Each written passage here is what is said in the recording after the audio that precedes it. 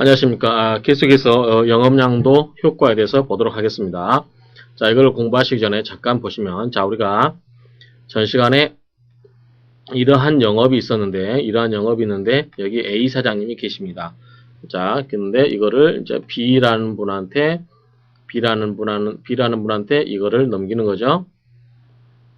이렇게 넘겼을 때, 자, 이 영업이 이렇게 오고, 이렇게 온다고 했을 때, 이 재산의 영업에 관한 모든 재산이 이렇게 온다고 그랬죠?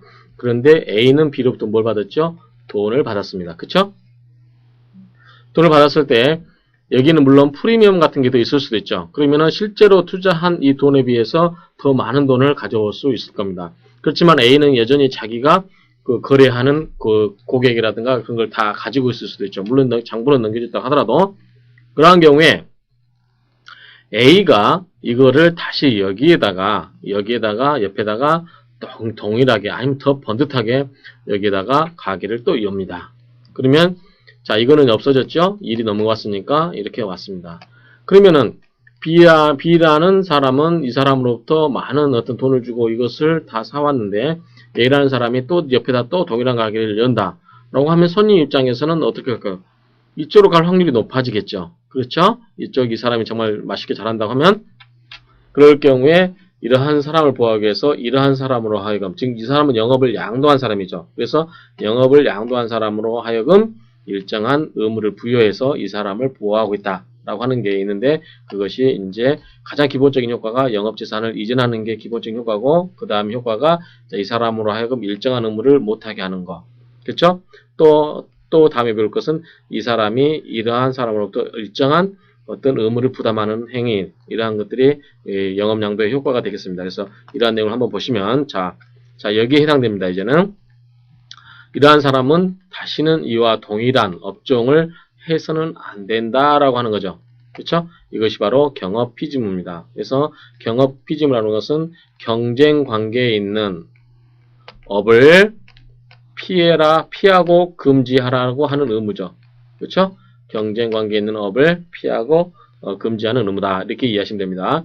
그래서 당사자 간에 다른 약정이 없으면 법률상 몇 년간? 10년간 동일한 특별시, 광역시, 군과 또는 인접한 특별시, 광역시, 시군에서 동종 영업이 불가능하다라고 되어 있죠. 예컨대 우리가 저번에 예를 들었던 마포갈비가 마포에 있다고 가정합시다. 그럼 동일한 특별시이기 때문에 다시 예컨대 송파구로 간다든지 아니면 일산이나 분당으로 간다든지 이런 경우도 해석에 의한다면 할 수가 없다라고 보는 게 맞겠죠? 근데 마포갈비가 얼마나 많습니까? 그쵸? 일단은 법상 그렇다라는 것. 그 다음에 이제 약정이 있으면 20년 한도 내에서만 유효하다는 거. 그렇죠? 20년을 넘어가면 그것은 아무리 그 계약을 했다 할지라도 그것은 상대방의 영업을 부당하게 제한하는 결과가 되기 때문에 그렇게까지 할 수는 없다라는 거. 그 다음에 양도인이 이에 위반한 경우는 양수인은 양도인에 대하여 폐지 청구. 자, 이런 경우는 이 사람은 당신 이거 문 닫아주세요 라고 하는 폐지 청구 및 당신이 여기서 장사를 했기 때문에 내 손님들이 그만큼 가서 내가 손해를 봤습니다. 손해배상을 청구해주세요. 손해배상을 청구할 테니까 받아주세요. 이 정도는 인정이 됩니다. 그렇죠? 그래서 영업폐지 청구와 그 다음에 손해배상 청구는 가능한데, 자, 이 사람이 우리가 배웠던 게 뭐냐면 영업개입권이라는 게 있었죠. 개입권은 이 사람이 했던 모든 법률적 효과를 이 사람이 다 개입해가지고 가져와 버리는 겁니다. 즉, B가 A 역할을 해버리는 거죠. 그럴 경우에, 자, 여기에 기속된 모든 어떤 이익은 이쪽으로 오게 할 수 있죠. 근데 이것은 인정은 되지 않고 영업 폐지와 그 다음에 손해배상 청구만 인정되지 영업개입권 행사는 인정되지 아니한다라고 하는 점이죠. 그 다음에 두 번째는 또 보면은 물건의 하자. 자, 재산의 하자가 있는 경우. 자, 여기 보니까 어떤 이 영업을 양도받는데 이 시설에 문제가 있다. 문제가 있다. 그런 경우는 우리가 물건을 판매한 사람으로 하여금 그 판매한 물건에 문제가 있으면 그것을 수선을 해달라든지 값을 깎아달라든지 그런 여러 가지 할 수 있죠. 마찬가지로 이런 경우도 영업을 하나의 재산으로 보기 때문에 이것을 양도한 사람한테 문제가 있으면 이것을 하자를 책임을 물을 수 있다. 우리 민법상의 하자 담보 책임을 물을 수 있고, 또 뭐냐면 이 사람이 양도인이 A가 B한테 자, 하루에 매출이 실제로 100만 원밖에 안 일어나고 있습니다. 근데 이것을 하루 매출 1억이다. 이렇게 뻥튀기 하는 겁니다. 그래서 집중적으로 이 사람이 와 앉아있는 1시간 동안 막 사람들 무지 오게끔 막 사람을 사서 막 장사가 굉장히 잘 되는 것처럼 이렇게, 허위로 이렇게 조성을 해가지고 이걸 비싸게 팔아먹었다. 이럴 경우에도 뭐냐면 이러한 경우는 계약 체결상의 과실이 될 수 있다. 그래서 그러한 경우에 양도인은 책임을 질 수 있다라고 하는 겁니다. 자, 이제 이렇게 보면은 이제 영업을 양도한 사람은 그 동종업종을 하지도 말고 하지 마라. 그리고 판매한 것에 영업 양도한 것에 문제가 있으면 담보 책임도 지고 그 다음에 뻥튀기해서 팔았더라면 거기에 대해서 어떤 과실의 문제가 생길 수도 있다라고 인정을 했죠. 자, 이번에는 자, A가 이 장사를 이렇게 합니다. 그러면 수많은 사람들이 A하고 거래를 하겠죠. 그렇죠? 장사를 합니다. 이것을 나중에 B한테 넘겨줬습니다. 그럼 이 사람들은 잘 모릅니다. B를. 왜냐하면 계속 사장님은 안 나가시고 계속 지배인이 다 관리를 하고 손님들이 마포갈비로 관리했을 때 손님들이 계속 오는 건 똑같잖아요. 그러면 이걸 믿고 거래한 사람들이 새로 생길 수 있잖아요. 이 사람인 줄 알고 이 사람이 생길 수 있는 거죠. 더구나 이름도 같습니다. 마포갈비 동일합니다. 그러면 이 주인이 바뀐 것을 모르고 계속 그 사람인 줄 알고 거래를 하게 됩니다. 그러한 경우에 이 B가 마포갑이라는 상호를 그대로 쓴 경우에 B는 사람들이 자기를 A로 알고 믿은 사람에 대해서 일정한 변제 책임이 있다라고 하는 부분이 인정이 되고 있다. 왜냐하면 이 사람이 반면 야밤도주하고 가버리면 이 사람을 믿고 그런 사람들이 다 문제 생길 수 있어요. 그래서 이런 경우는 B는 그런 것까지 고려를 해라라고 이렇게 그런 취지다라고 이렇게 이해하시면 되겠습니다. 그래서 영업양수인이 B죠. 영업양수인이 양도인의 상호를 계속해서 사용하는 경우 마포갑이 양도인의 영업으로 인한 제3자의 채권, 제3자가 받을 돈이죠. 제3자가 이 받을 돈에 대해서 양수인도 변제할 책임이 있다. 따라서 실제로 어떤 가게를 인수할 때 여러분은 여기에 있는 영업에 관한 모든 것뿐만 아니라 또 조사를 한다? 부채가 얼마 있느냐라고 해서 그 금액에서 부채 공제를 빼야 되겠죠. 그래서 이렇게 함으로써 철저하게 해야 된다는 거. 그 다음에 이제 어떤 책임의 정도가 있냐면 먼저 상호를 석용하는 거. 석용을 하는 것은 계속해서 쓰는 거죠. 계속해서 쓰는 경우 자, 마포갑이라는 상호를 계속해서 쓰는 경우 어떤 문제가 있냐라고 보시면 형식상 양도인과 양수인의 상호가 완전히 동일할 것까지는 필요 없다라고 하죠. 그래서 남들이 봤을 때 계속해서 그 동일한 상호구나라고 인식하면 되는 거지 반드시 모든 글자가 일치해야 되는 것은 아니다라고 하는 겁니다. 그래서 이 양도인의 상호 중 기업 주체를 상징하는 부분을 양수한 영업의 기업 주체를 상징하는 것을 상호 중에 사용하는 경우를 다 포함합니다. 그 다음에 영업 양도인이 사용하던 상호와 양수인이 사용하는 상호가 동일할 것 같지는 없고 다만 전후의 상호가 주요 부분에 있어서 공통되기만 하면 상호를 계속 사용한다고 보아야 한다라고 하는 거죠. 그래서 예컨대 이제 우리 판례를 보시면 자, 주식회사 파주레미콘. 자, 이러한 회사가 영업을 양도를 했습니다. 그래서 양도를 해가지고 영업 양수인이 상호를 어떻게 바꿨냐면 파주 콘크리트 주식회사. 그러면 콘크리트하고 레미콘만 바뀌는 거죠. 순서가 바뀌고 이렇게 했을 때 판례는 뭐라고 봤냐면 자, 이것과 이것은 뭐 어떻게 된다? 공통된다. 따라서 상호를 계속해서 쓴 것으로 본다라고 하는 겁니다. 그럴 경우에 양수인은 어떤 책임을 지냐 하는 거죠. 그래서 양수인은 양도인의 영업상의 책임에 대해서 무한 책임을 지며 상호를 계속해서 쓰는 경우 그 영업을 물려받은 사람은 전에 양도인이 부담하고 있던 모든 채무를 무한 책임을 진다라고 하는 거죠. 굉장히 무거운 책임입니다. 그 다음에 양도인의 제3자에 대하여 가지고 있던 모든 항변을 대항할 수 있다. 물론 책임도 지지만 제3자가 다른 3자에 대해서 대항할 수 있는 항변은 당연히 가져야 되겠죠. 그래서 마이너스 측면도 가져오지만 이 플러스 측면도 가져온다. 그래서 양수인이 책임을 진다고 하여 양도인이 책임을 면하는 것은 아니죠. 당연히죠. 책임을 면하는 것은 아니고 양수인과 양도인은 부진정 연대채무 관계에 있다. 그러나 이 영업 양도인의 상호를 계속 사용하는 경우에는 양도인의 영업으로 인한 제3자 채권에 대하여 양수인도 변제 책임이 있다고 규정되었을 뿐이므로 양도인에 대한 채무 명의로서 바로 양수인의 소유 재산을 강제 집행할 근거는 되지 못한다. 라고 하는 건데, 자, 이 양도인의 A의 빚에 대해서, 채무에 대해서 B가 계속 책임을 진다라고 했지만, 자, A 명의로서 채무 명의를 받은 경우, 이름을 A 명의로 받은 거죠. 이런 경우는 이 채무 명의를 가지고서 바로 B의 재산에 대해서 강제 집행을 하지는 못한다라고 이해하는 거죠. 따라서 다시 B 명의로 채무 명의를 받아서 B의 재산에 대해서 강제 집행할 수 있겠죠. 그 다음에 양수인이 영업양도를 받은 후 지체 없이 양도인의 채무에 대한 책임이 없음을 등기한 때는 책임이 없습니다. 그래서 그 책임을 벗어나려면 영업을 양수하자마자 그 상업 등기에다가 나는 그것에 대해서 책임이 없다라고 이렇게 등기를 하라고 하는 거죠.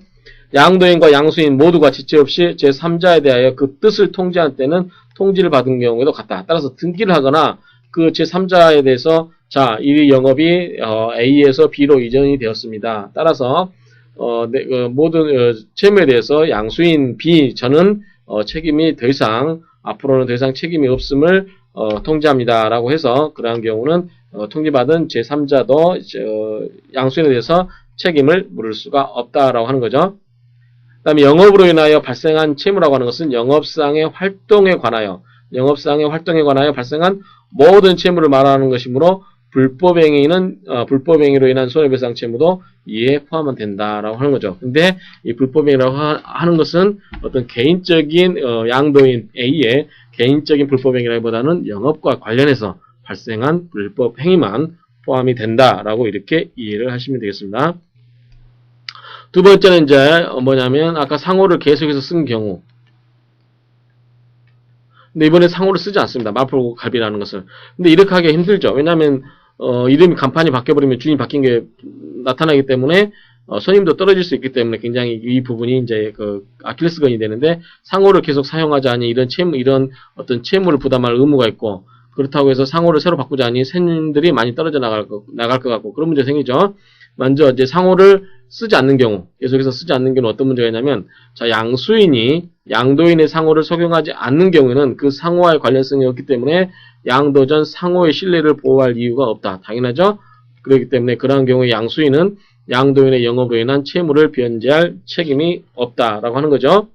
그러나 영업 양수인이 양도인 상호를 계속 사용하지 아니한 경우도 양도인이 영업으로 인한 채무를 인수할 것을 광고한 때. 자, 무슨 말이냐면 이 마포갈비가 이름이 안 좋기 때문에 그냥 안 쓸 뿐이에요. 장사가 안 됐기 때문에 그래서 이름을 바꿨습니다. 뭘로 바꾸냐면 신일갈비로 바꿨다. 그럼 신일갈비로 바꾸면서 자 그렇지만 이 B가 A의 모든 채무를 제가 떠났습니다라고 이렇게 광고를 했다. 그럼 당연히 자기가 한 말에 대해서 책임을 져야 되기 때문에 책임을 져야 되겠죠. 근데 이러한 양도인의 그 책임의 전속 기간은 언제냐면 양도인이 이 영업을 양도했을 때 양수인의 이 책임의 전속 기간은 뭐냐면 이런 경우는 2년이다라고 하는 거죠. 그래서 2년이기 때문에 이 2년은 제적 기간으로 본다라고 이렇게 이해를 하시면 됩니다. 그다음에 영업상의 채무자의 보호인데 자, 양수인이 양도인의 상호를 적용하는 경우와 적용하지 않는 경우로 봅시다. 적용하는 걸 보면 양도인의 영업으로 인한 채권에 대하여 채무자가 선의이며 중대한 과실 없이 양수인에게 빚는 때는 그 효력이 있다. 자, 무슨 말이냐면 자, A가 빚을 질 수도 있지만 A가 돈을 받을 수도 있죠. 그쵸? 자기 고객 중에 어떤 단체 고객, 무슨 회사의 고객들이 주기적으로 와서 회식을 하면서 이 마포갈비 와서 회식을 하면서 받을 돈이 예컨대 1,000만 원 있다. 이것을 B한테 영업을 양도했습니다. 그런 경우에 여전히 상호도 똑같고 그러면 상호도 적용하는 경우 때문에 이 사람이 와서 그냥 갚았어요. 근데 A는 현재 없고 B만 있는 거죠. 그쵸? 그런 경우에 A가 와서 자, 당신 나한테 돈 주시오. 당신 나한테 내가 영업하던 시절에 왜 갈비 먹고 돈 안 주시오? 라고 돈을 달라고 했을 경우에 B는 무슨 소리냐? 나는 여기에 이 마포갈비에 가가지고 내가 고기 대금을 지급하지 않았느냐, 우리 음식 대금을 지급하지 않았느냐라고 주장할 수 있다라는 거죠. 즉 이런 말은 A가 이 사람에 대해서 돈을 달라고 할 수가 없다라고 하는 거죠. 왜냐하면 동일한 상호를 쓰고 있고 동일한 영업으로 보고 있기 때문에 돈을 갖다가 지급한 경우는 A는 B한테 달라고 달라고 해야 되겠죠. 그래서 이런 경우는 비현재한테는 효력이 있다라고 하는 것은 다시는 이 사람한테 돈을 달라고 할 수 없다라고 하는 거죠. 자, 선이라고 하는 것은 알지 못하는 거고, 중대한 것이라는 것은 조금만 주의를 했더라면 이 사실을 알 수 있었을 때를 말합니다. 그 다음에 상호를 적용하지 않는 경우. 자, 이번에는 마포가비를 쓰지 않고 신일가비로 그대로 쓰는 경우. 이런 경우는 돈을 갚으려고 가보니까, 간판이 바뀌었네? 주인이 바뀌었나? 라고 이렇게 생각이 될 수 있는 거죠. 그래서 양수인이 양도인의 상호를 적용하지 않는 경우에는 상법의 규정이 없으므로 민법의 일반 원칙에 따라서 해결해야 될 것이다. 따라서 양수인에게 변제한 경우에는 채권의 준점유자에 대한 변제로서 되지 않는 한 변제 효력이 없다. 자, 이게 무슨 말이냐면, 자, 채권의 준점유. 자, 준점유는 뭐죠?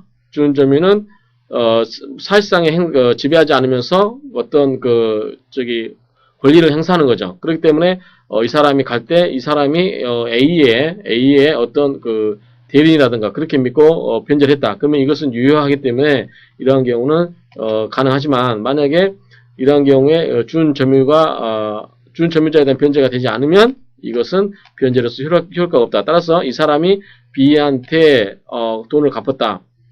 B가 주장했으면 나는 새로운 주인이다라고, 그런데도 굳이 돈을 갚았다라고 했을 경우에 나중에 A는 이 사람한테 돈을 달라고 할 수가 있다라고 하는 거죠. 왜? 이 B에 대한 B가 A에 대해서 준점유자로 인정이 되지 않으면 이 사람한테 변제하는 행위는 효력이 없다라고 보는 것이죠.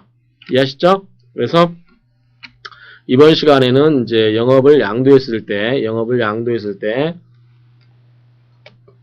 이렇게 영업을 양도했을 때, 자, 재산이 이전하는 것, 특히 일반적인 거, 재산 이전이 가장 보편적인 효과고, 두 번째가 이 양도인 입장에서 봤을 때, 양도인의 경업금지 의무가 이제 기반적으로 따라오는 부수적인 의무가 되고, 세 번째 양수인은 이제 뭐냐면, 이 사람 입장에서는 이 사람으로 믿고 거래한 사람에 대해서 뭐를 부담해라? 채무를 부담해라. 채무를 부담하지 않으려면, 예컨대 뭐 등기를 한다든지, 내가 대상의 채무자가 아니라고 통지를 해야 된다든지, 그런 식으로 이렇게 별도의 의사표시를 해라라고 하는 거고, 반대로 이거를 믿고 빚을 변제한 채무자를 보호하는 규정도 같이 두고 있다라고 이렇게 보시면 되겠습니다. 그래서 상호를 적용하는 경우와 하지 않는 경우로 나누어서 살펴볼 수 있다라고 이해하시면 되겠습니다. 그래서 이렇게 영업양도 효과에 대해서 정리를 해두시기 바랍니다. 수고하셨습니다.